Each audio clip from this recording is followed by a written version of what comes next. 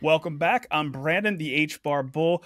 Today, we're going to do things a little bit differently. Once again, we're going to look back at 2023 and do a countdown of the top 10 most impactful things for the Hedera network. And hopefully, we'll get to the end and we'll do some predictions on 2024. Of course, this list is far from exhaustive. There's been so many great things to happen, but what we have is a heck of a list that we all should be really proud of. Now, to help me out, I have a couple partners who are on the show almost every week, but they haven't been on together. So, Rob, Zep, welcome back. How's it going, Brandon? How's it going, Rob? Hey, Zep. Hey, Brandon. Look at this, the three musketeers together for the first time.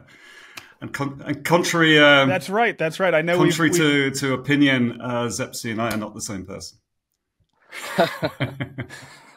Yeah, I do feel like I'm in a slight dream. Sorry. Yeah, no. Of course, offline we've had plenty of interaction with each other, but this is the first time we're actually doing the show all together. Now, I do want to say before we jump into this top 10 list, as always, none of this is financial advice. Use it for entertainment or educational purposes only.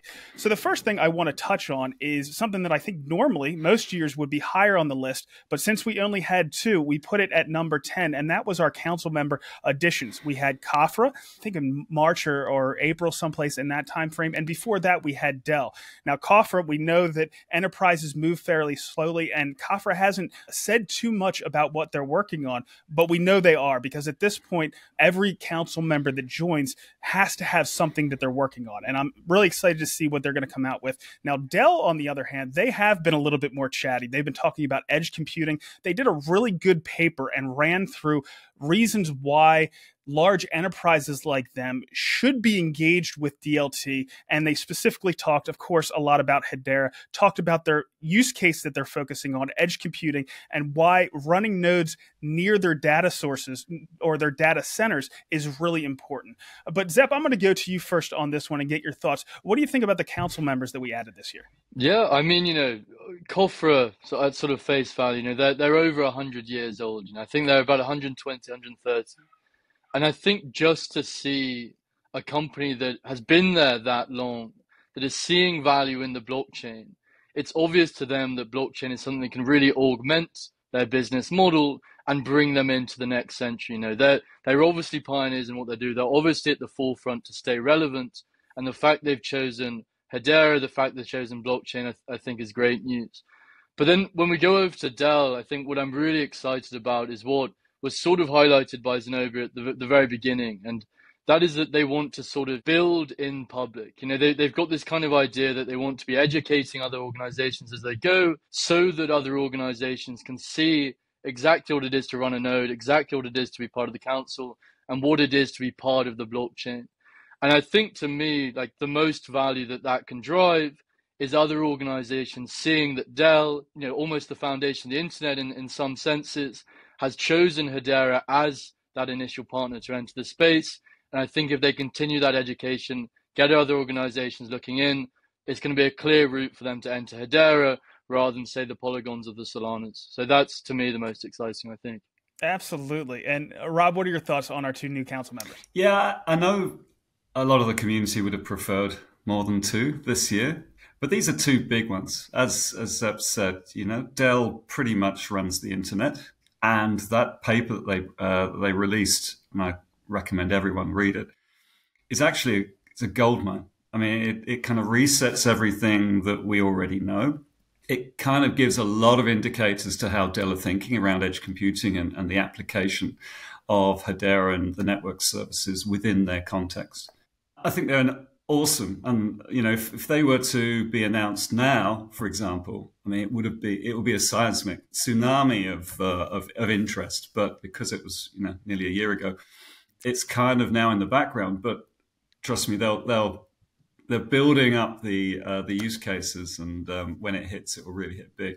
Kofra, very few people have heard of, but it's a massive, century-old business. And I had the opportunity to talk to the governing council reps in Singapore, and they're super excited. They're looking at the sustainability use cases. They're looking at building ESG reporting and the credibility of ESG reporting into all that they do. And they see that Hedera as the scalable, carbon negative platform that we know it to be is the ideal solution. are very, very engaged. And I wouldn't be at all surprised if we didn't see some big use cases coming out of them in 2024. And the other two things about this is that the foundation spent a long time recruiting Dell. I mean, it's all in the background, but that was a long, long process. And and Cofra were actually recruited by another one of the governing council members. So both, came via the different kind of lanes, but landed without a fanfare, without a big announcement, other than the normal community type announcements that the foundation do. But super engaged and really looking forward to working with them. Yeah, it should be exciting to see, and it sounds like we're going to get a lot more council members in the year to come, and it seems like it's the right time based off of what the excitement that's going on in the crypto space. All right, next up at number 9, we have Karate Combat. Now, this is one of the verticals that Hedera in general is really focused on, consumer engagement. Now, it's the first fully Web3 enabled sports league, and it's one of my favorites. You guys know how much I've fallen into this. Their up-only gaming is beyond exciting. They have a good product at the base. The fight rules they have, I've been watching combat sports forever, and they just make for really exciting fights. And this is how Web3 should be looked at. It should augment already good businesses. And I think that's exactly what they're doing. It's just been fun to watch. The one thing that really made me want to put this on the list is I talked to one of their founders, and their thought process is, it's hard to get super fans for a new league, let alone a new sport. And that's pretty much what they've done. And I've seen firsthand myself, because I've gotten involved with up-only gaming and getting the karate token, I've become a super fan. And I've seen the same thing happen to other HBAR variants. So I'm really happy to see what they've done so far. And I think it's only going to get more exciting and bigger. But Rob, what are your thoughts on Karate Combat, what we've seen so far? It's not really my thing, martial arts. But actually, the application, the vision of a DAO, the karate kind of coin economy, the engagement with the new superfans, and your week in, week out relentless talking about it has piqued my interest. So at 2024, I'm going to be buying some karate coin and checking it out. Yeah, it's fun to watch. Zeb, what are your thoughts? You said that you've become a super fan, and I think obviously that's the end goal of any sports organization. And in the last sort of week or so, we saw not the BBC, the boxing, the global boxing scene almost fall into the shadow of UFC. We saw Wilder, one of the heavyweight champions of the world at one point, really get almost no media coverage across Twitter and all these other Instagram, etc., compared to when you have a UFC fight. And so for me, it's like probably, for a lot of people, it's clear that the winner is going to be who can capture the most attention, who can be the most entertaining. And the UFC have built this attention empire pre-social media and pre-tokenization, pre-DAO, pre-community engagement. Whereas you've got Karate Combat that are growing exponentially, that almost seem that they're the hockey stick of that trajectory, at least in Web3 recognition. But they've not only got a very interesting entertainment of watching the fights, but they can almost turn anyone into a super fan that really wants to be one, like you said, through tokenization. You apply things like game theory through the token, you apply things like engagement through the DAO, and you've really got the recipe for something that I think could almost exceed the UFC in maybe 10 years time or something. It seems to me like one of the most entertaining up and coming sports opportunities for anyone to get involved with. And that, of course, having it at the heart of our own ecosystem is definitely something to be proud of. Yeah, I really do think they've caught lightning in a bottle here. It's beyond exciting. All right, so next up, Zeb, this one's going to go straight to you because I know you're really close to this team, and we've been waiting a while for it. So at number 8, we have the Calaxy launch, which certainly had a big impact. Zeb, give us your thoughts. I speak solo a lot. I speak to the team over at Calaxy a lot. And I think what excites me the most about them is that they understand the friction point between Web 2 and Web 3 more so than a lot of other teams, I think. I think we're coming to a point now where we haven't had that killer app yet. We don't, the one that hasn't gone, we haven't had the Facebook or the Twitter or the Uber in Web 3 yet. And I think a big part of that is because of the user experience. We've got the value out of Web 3, but for a lot of these applications, the Web 2 people don't see the value benefit of that over the renewed friction that Web 3 brings. And I think what Calaxy are doing is they're giving that Web3 value proposition, but now they're really focusing on how we can reduce that friction point so that the people in Web2 now realize the value more than the friction and can come in their droves. And we've seen that with the send crypto via DM as easy as a DM, send NFTs as easy as a DM. This is the new kind of thinking and application that has to be happening within these mobile apps for them to really take off. And I think they understand that more than most teams going into 2024.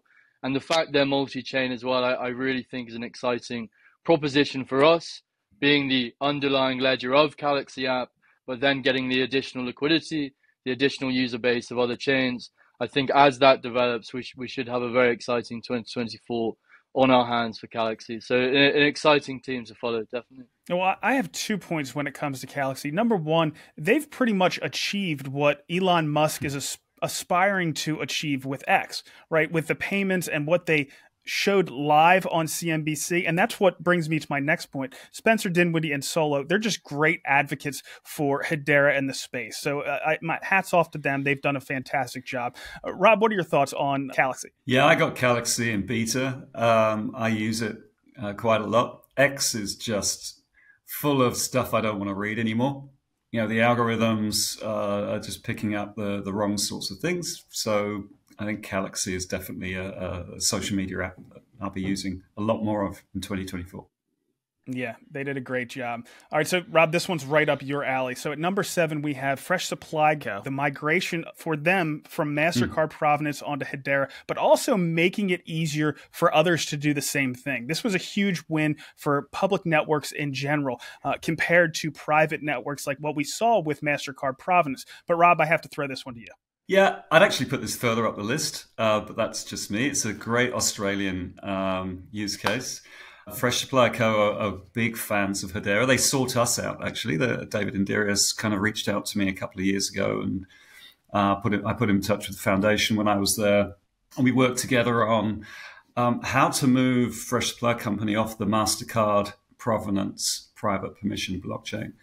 It was being sunset. Fresh Supply Company were the biggest users, really important for their business to integrate with MasterCard, sending out the payment triggers within their agricultural supply chain and supply chain financing use cases. And the migration was smooth and seamless and super easy. And so the first phase was to move off of provenance and use the Hedera consensus service, which pretty much did everything that provenance was doing already in its private permission state, which for me is a massive validator for the similar use cases across the private permissioned blockchain space.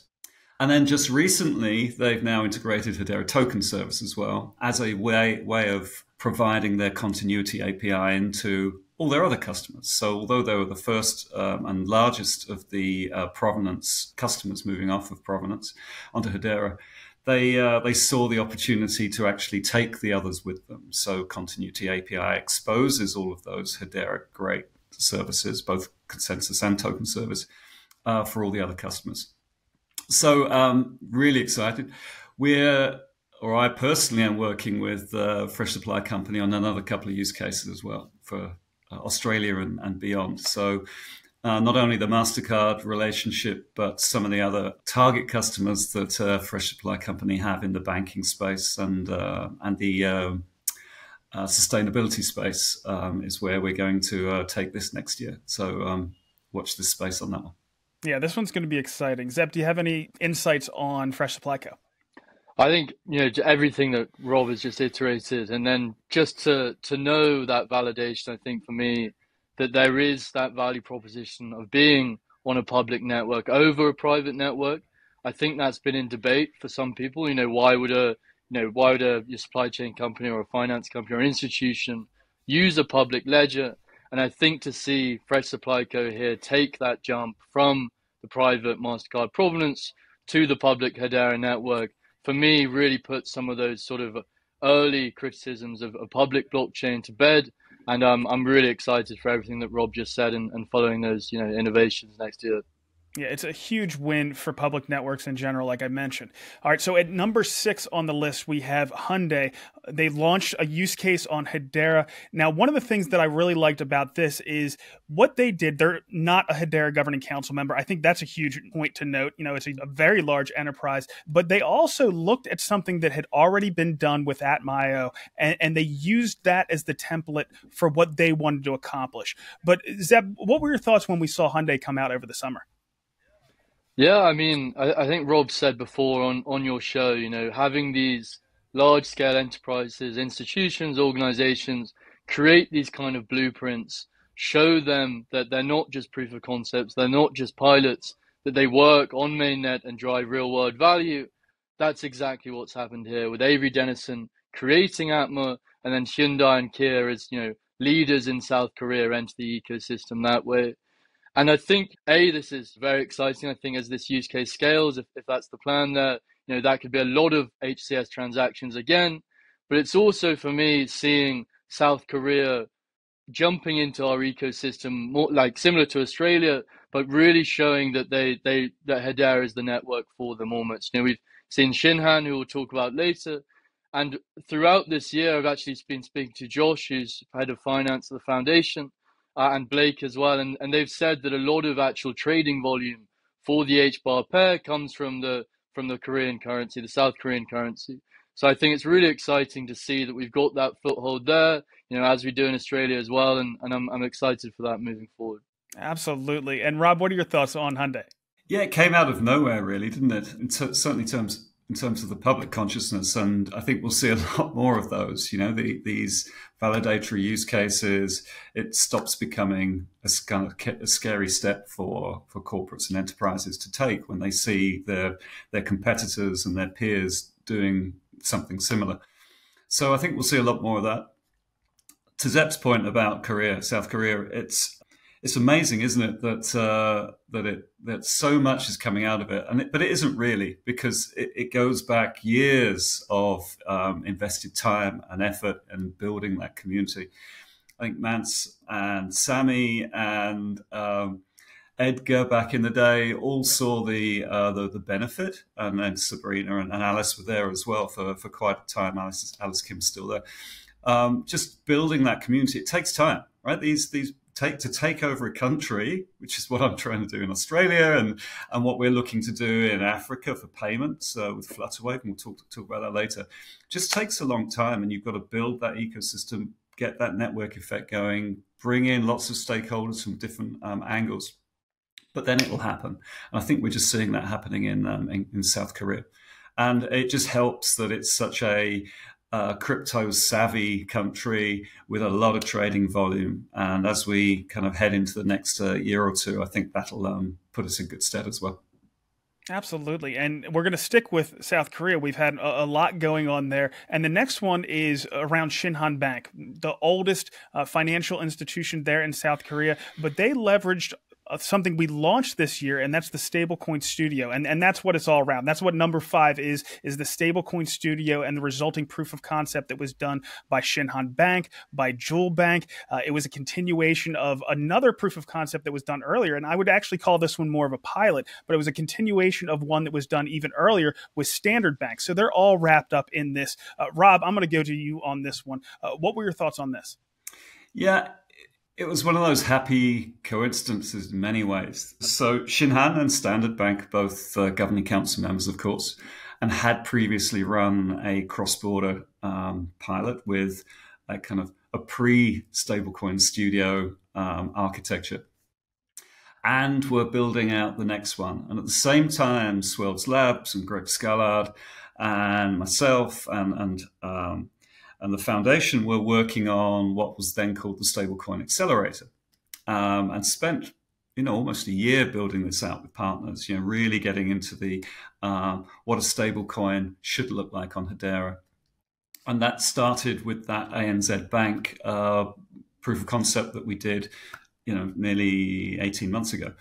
So all of that kind of built up and built pace. And then the Shinhan pilot, and it wasn't a proof of concept, it was absolutely a pre-production pilot, was able to use that stablecoin accelerator in their project. So we brought them together. Alice was overseeing the project for the foundation. Then we had Shinhan, and we had two financial partners in Taiwan and Thailand, respectively.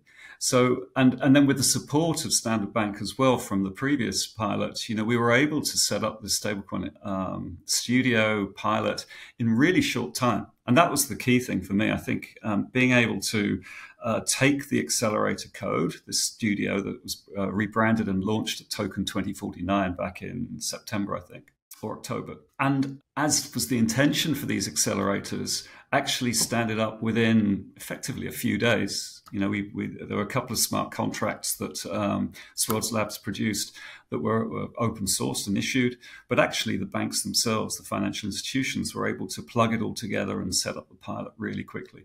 And for me, that was the massive win here, because we can demonstrate and currently are with other financial institutions. You mentioned Dual Bank in Bermuda, but many others looking to do exactly the same thing.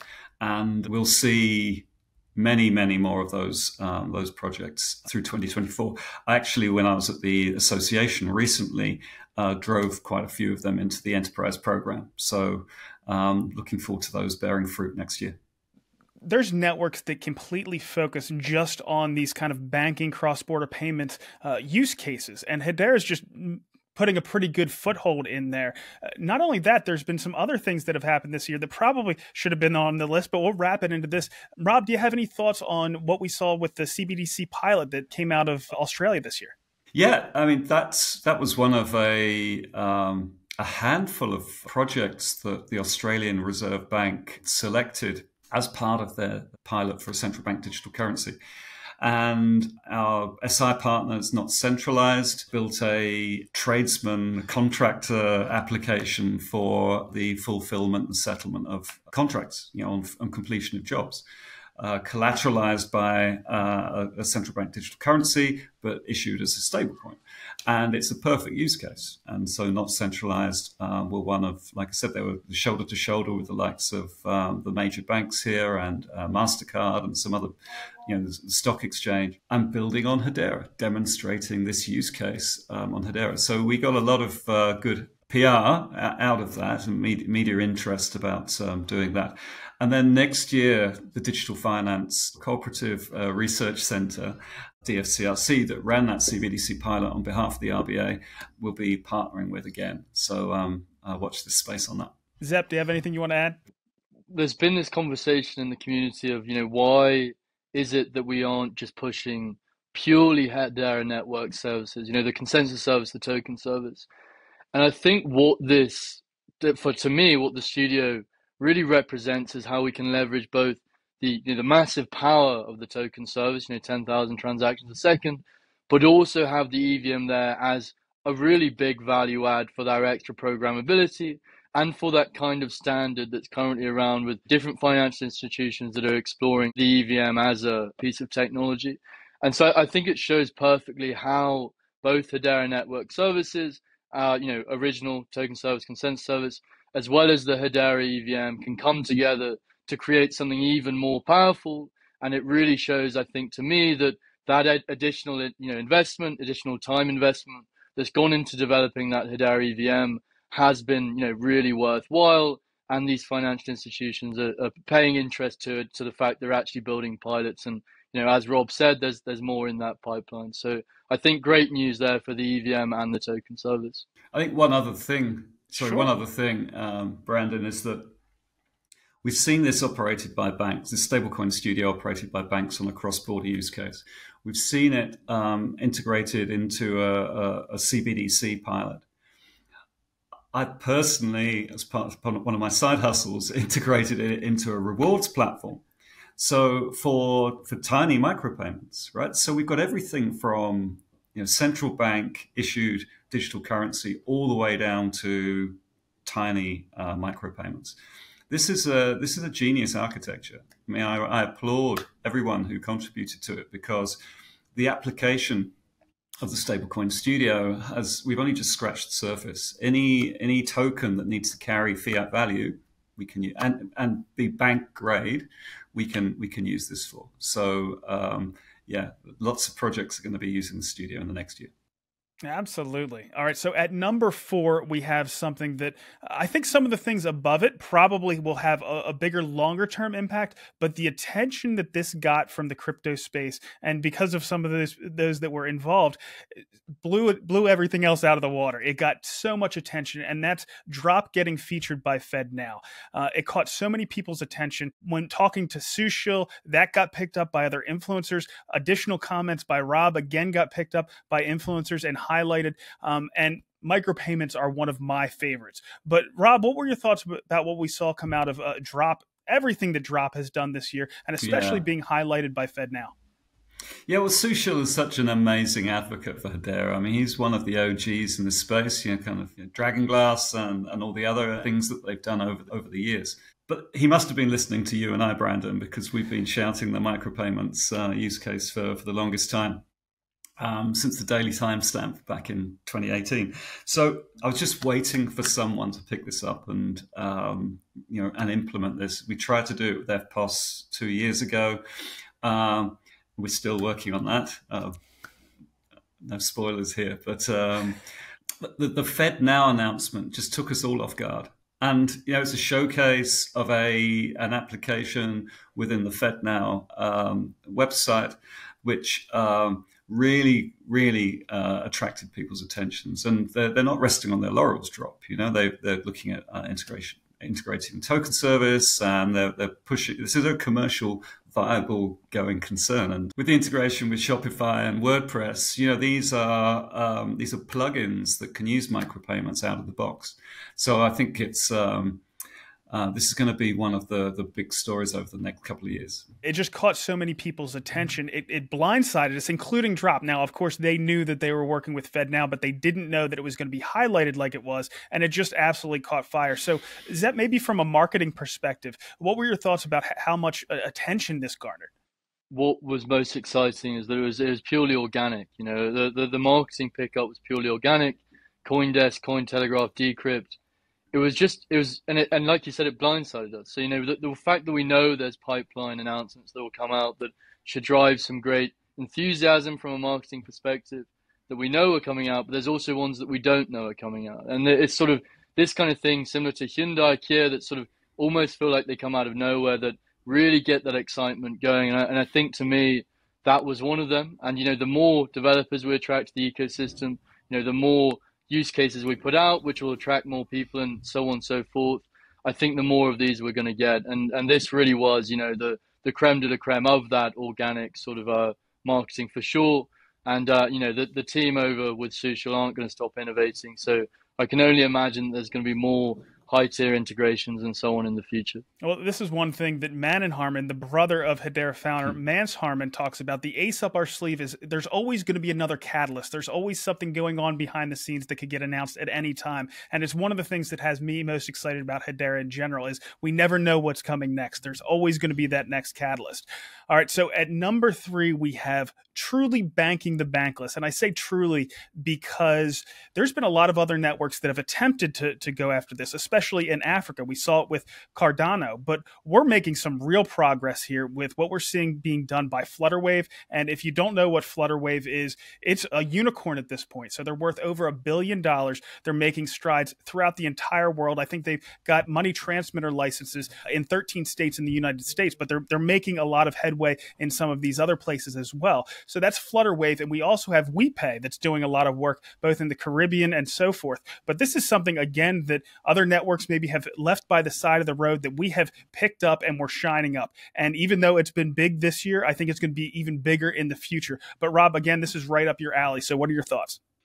Yeah, I was so delighted by the Flutterwave engagement. I mean, it's been a long time coming, and I was personally involved with it, bringing it into the enterprise program. Pete Mensah, out of the foundation, originated it. I mean, this is a great story in terms of the ecosystem working together as well to achieve the greater good.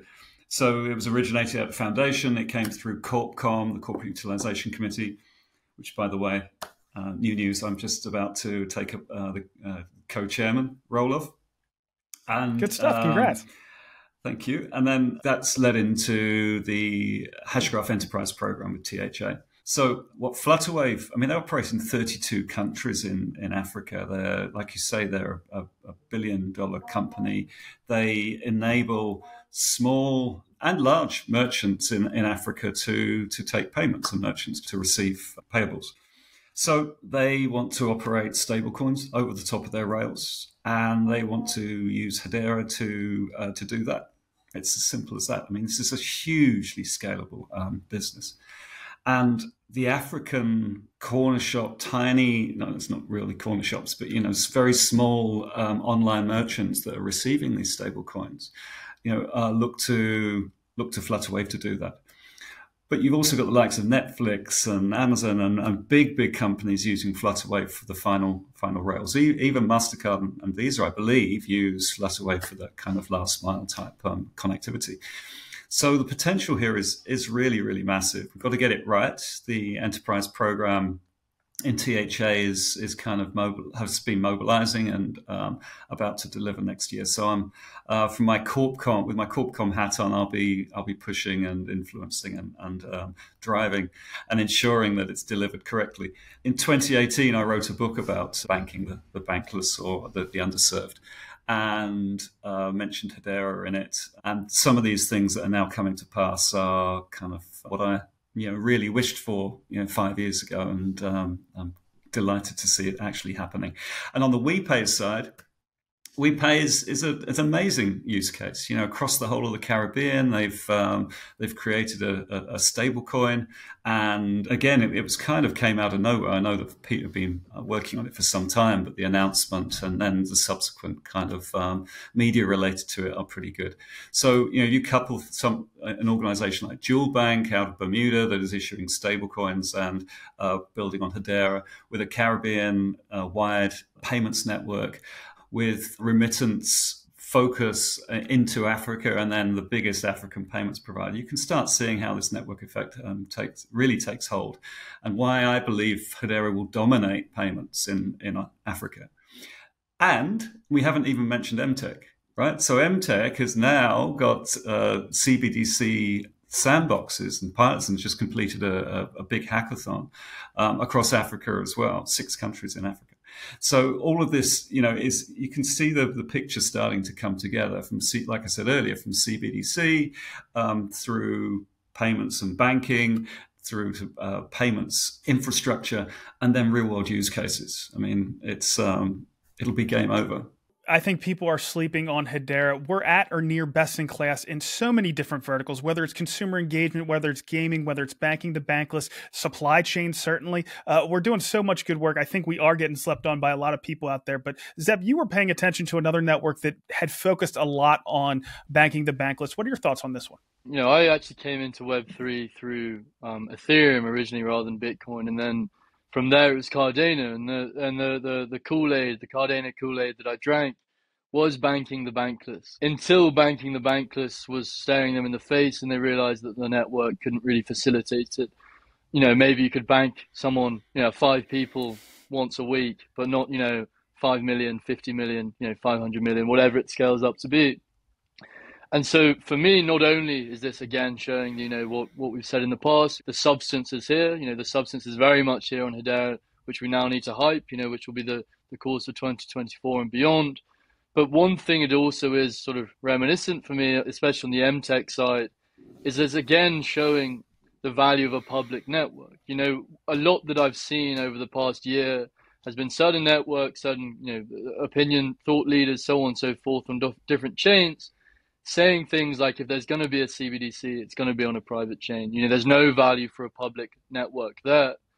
And so for us, seeing the Bank of Ghana come out and do this ECEDI hackathon, CBDC hackathon with the MTech CBDC Innovation Kit on Hedera, again shows that Hedera, as a public network, has that trust and has that value proposition for the most private institutions like banks. And so I think it's really cool to see a CBDC on a public network. It hasn't been deployed yet, But the fact they're doing these testing shows that they're very eager for Hedera, and Hedera, of course, is a public network. So I'm excited to see that innovation there taking place on a public network, and that being Hedera. Absolutely. All right, so at number 2, our runner-up here is just setting the stage, but it's setting the stage for a multi-trillion-dollar market, and I think we certainly have the lead here. Now, this is in y'all's wheelhouse. I don't pay as much attention to it, but I am really fascinated by it, and it's the ReFi ecosystem, our Guardian ecosystem. And Rob, I'm going to go to you on this one. What are your thoughts around what is being built by Wes and the Sustainable Impact team? So when we set up the Sustainable Impact Fund, when the foundation was first formed, it's gone really quickly, hasn't it? It seems like for years, but actually what's been achieved has been in a relatively short period of time. And we went to COP27 in Sharm el-Sheikh this time last year, and then back to COP28. And unfortunately, I wasn't able to make it, but COP28 in Dubai. The Sustainable Impact team, and led by Wes, have consistently and relentlessly pushed this message and have walked the walk as well. So the investments coming out of the foundation have built an ecosystem around the Guardian, which is unlike anything else anywhere, whether it be Web 2 or Web 3. You know, it's actually, and we talk about it a lot, but it's still underappreciated, I think, largely. And, you know, the next year we'll really take this to another level, I'm sure. And so the Olcott announcement is actually one of the announcements across this ecosystem, which demonstrates how well the Guardian vision is now being fulfilled. Olcott is one of the biggest project developers in the world. They're committed to bringing 500 million tons of carbon and carbon credits associated with those 500 million tons to Hedera. And that's 500 million tokens, right? So 500 million tons equals 500 million Guardian tokens. And each token, you know, depending on the policy, is going to be, you know, a few cents of revenue for the network, which becomes a very large number. And then you couple that with the other announcement we've just had around the IREC that EDF has been doing. So the IREC policies, the renewable energy certificates, that's a target addressable market in 2030 of 70 billion, which my napkin math the other week equated to somewhere between 50,000 and 160,000 TPS. That's incredible. That's mind-blowing. And we're going to need a few shards to do that. But these are just two indicators of how well, you know, Wes and the Sustainable Impact vision is now kind of bearing fruit. And COP28, this was showcased. COP29, I suspect, will be, you know, the story will be one of total domination in this space. Now, Zep, I know you follow this a fair amount as well. What are your insights? I think what I go back to here is what Rob said at the very start, which is that, you know, the Hedera Guardian is a unique innovation both in Web 2 and Web 3. And as we saw over the COP28 course, it's kind of the leader in this field. You know, it's the best tech at enabling the next generation of these climate finance markets with, you know, renewable energy credits and, you know, carbon credits being a core part of that. And so not only do we have the Hedera Guardian as sort of the best tech at enabling what is, you know, just been labeled as a market that needs to move from billions to trillions by the European Union itself, but we also have the Sustainable Impact Fund team who are becoming, you know, the visionaries in this field, you know, the go-to thought leaders, the pioneers of regenerative finance within Web3. So I think when you combine both the fact that we have this technology with the grade of individual we have on the Sustainable Impact Fund, I think as this narrative ReFi, you know, as it evolves, as it becomes better understood, as the value proposition becomes simplified on a marketing level, I think we are front runners of it, of course, but I think we have the ability to, for our first time probably on Hedera, to be at the forefront of a really big narrative. You know, as we've said before, we weren't quite there with DeFi, we didn't have smart contracts, we weren't quite there with NFTs, but I think the more and more innovation goes into ReFi, goes into climate finance as a subsector of Web3, I think we really will be at the front there as the thought leaders and as the leading technology. And I think we're going to see a lot more of that in 2024. And let's not forget about Davos. We had a huge presence there last year, but we were in the depths of a bear market. Things are looking a little bit brighter now, so the attention that could come from that could be significant. Rob, what do you think we're going to see out of Davos as far as attention around, ReFi, everything else?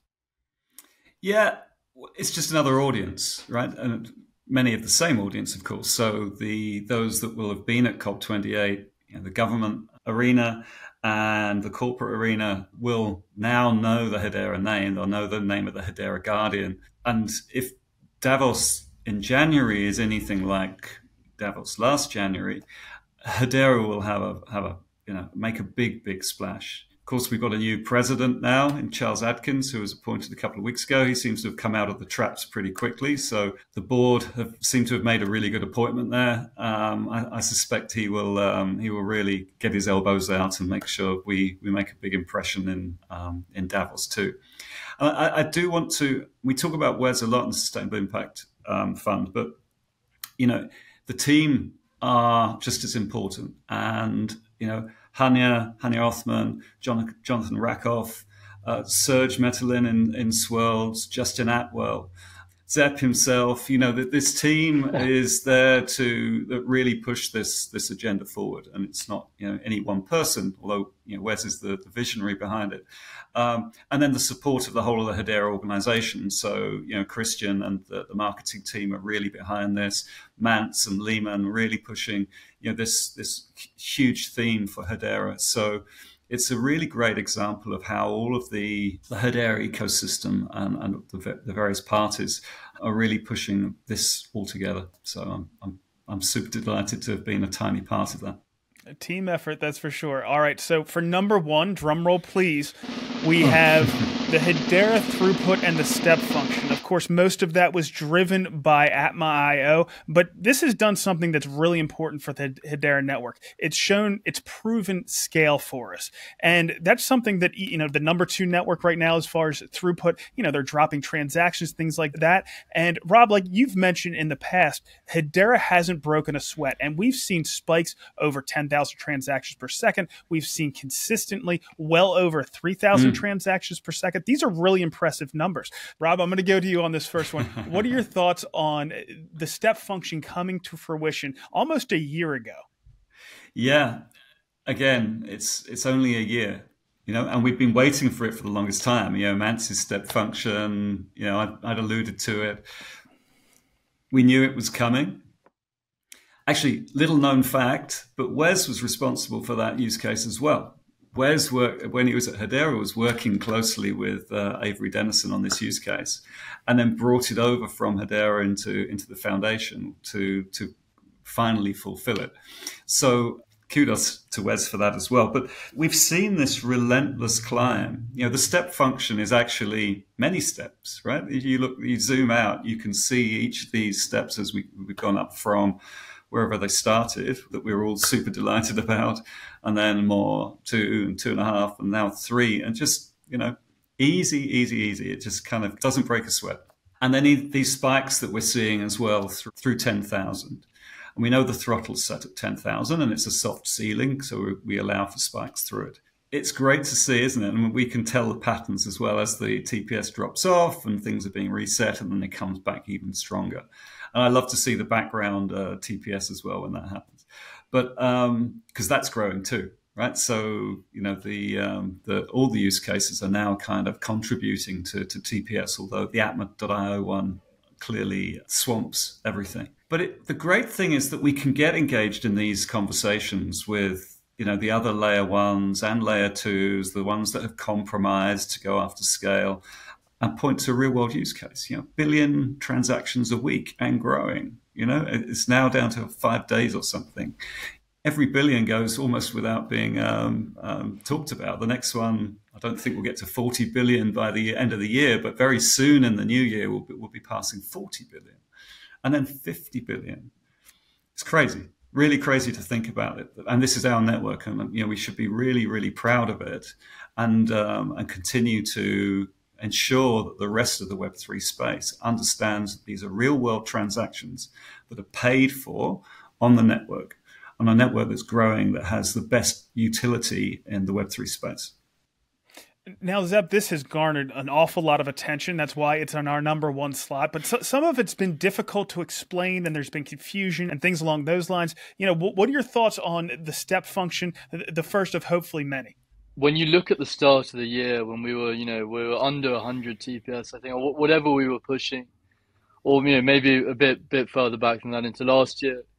If you told any of us now that we'd be, up in arms every time Atma goes from, 3,000 down to 300 for, a 2-day rest, I think we'd all laugh, And I think that just shows quite how much has happened in such a small period of time that we are already used to 3,000 TPS just constantly humming on the network. We've said it before, but when you look at real TPS or you look at, Chain Inspect, which is our new TPS tracker, we're doing more TPS than the top 15, the top 30, the top 100 combined. And that is just, I don't think you can attribute more value to a statement than being able to say that. Going to enterprises like here, like Hyundai, rather than them coming to us and showing them that, like you said, we haven't broken a sweat, that this is the first of many to come. I think when you combine that with something like the governing council model, and you say, not only do we have this entity of different organizations, not only do we have that stability on the governance side, we also have a network that isn't just saying it can scale, isn't just hypothetically making statements. We are creating real statements that can be backed up with real on-chain data. And so for me, it's like the biggest, sort of nuke in our arsenal when going to other organizations. And I'm sure that the BD team have a great time using this as a flagship project in our current form. Absolutely. All right. So I do want to ask a couple personal questions. The next thing we're going to get into is 2024 and some things that might possibly make this list have the most impact. But I do want to ask a couple personal questions. Zep, I've seen you with that hat. It looks like you've just stepped out of Arkansas, but you're a Brit. Where did you get that hat? I got it in New York. Yeah, I got it for an outstanding $4. Because it was the only thing. I was going to truck after truck, spending like $30 on my lunch, shivering at the opportunity cost that was going down the drain. And I was like, in terms of HBAR, and I was like, okay, there's a $4 hat. That's about 400 HBAR. Still makes me shiver. It was even more than that at the time. But I thought I'd treat myself to a nice New York memento. And so I've also got an awful haircut. So that is what it's shielding. So it's either a $40 haircut or a $4 hat. So until we hit the moon, this is going to stay on my head, I think. There you go. There you go. All right, Rob, I have a question for you too. I've seen this drink a couple times, this green drink, and I know you're a tree hugger, but can you tell us about what you're drinking today? Oh, wow. This is a juice, celery, apple, spinach, ginger, and some other stuff to keep me Sounds keep me good. Going. Sounds good. All right. So, and I'm sure some people are curious about my jumpsuit here. I got this from Josh. He's the CFO of the HBAR Foundation. It has got to go straight to Karate Combat. I'm going to definitely wear this. It's got the HBAR bull. It's got the Hedera symbols all the way down the sleeves. I got the same matching pants. It's awesome. So thank you so much, Josh, for sending this over to us. So I've got so much FOMO about that. That's it's such awesome. Well done, Josh. That's some bling there. So thank you again, Josh. All right. So next up, we want to talk about the future. We want to talk about 2024. Now, all the things that we talked about today, they're going to continue to have a big impact in the year to come. But there's going to be other exciting things to come up as well. I think one of the things that I'm most excited about is IoT. We've seen Neuron. They got a lot of attention. They certainly could have made the list this year, but I almost held off because I know they're going to have a huge impact in the future. The other thing that I'm excited about is we've gone through that bear market. The Hedera network has continued to build and improve and everything else. And I think we're going to see all of these networks in the DLT space get tested.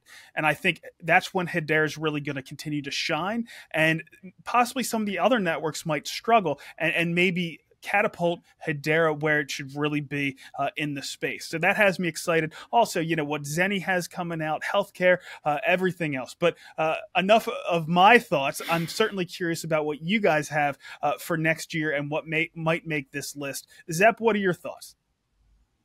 Yeah, for me, I'm really excited about more retail applications on the gaming side of things, and not only those use cases, those games coming to market, coming on mainnet, but also outshining a lot of the competition on other chains. We've seen the likes of Avalanche really get this reputation as the gaming chain, but when you actually sort of go beneath the surface of that claim, yes, they've got a lot of games that are on them. They've got a lot of games in development, but they're not actually that good quality. I'm a gamer myself. I got into Web3 via gaming, and I can pretty quickly sniff out what is, marketing, a really good trailer, and what is the real substance. And maybe there's one game on Avalanche that I've looked at where I've gone, that's something I might actually play.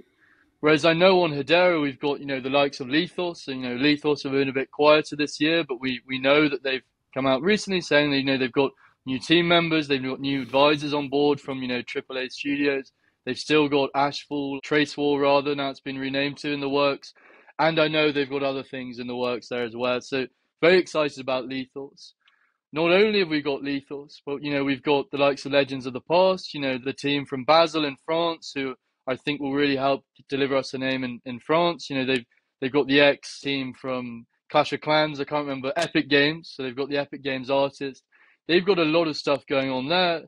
And then you go into things like the Hashgraph Association's recent acquisition of Atomic Hub with Spielworks.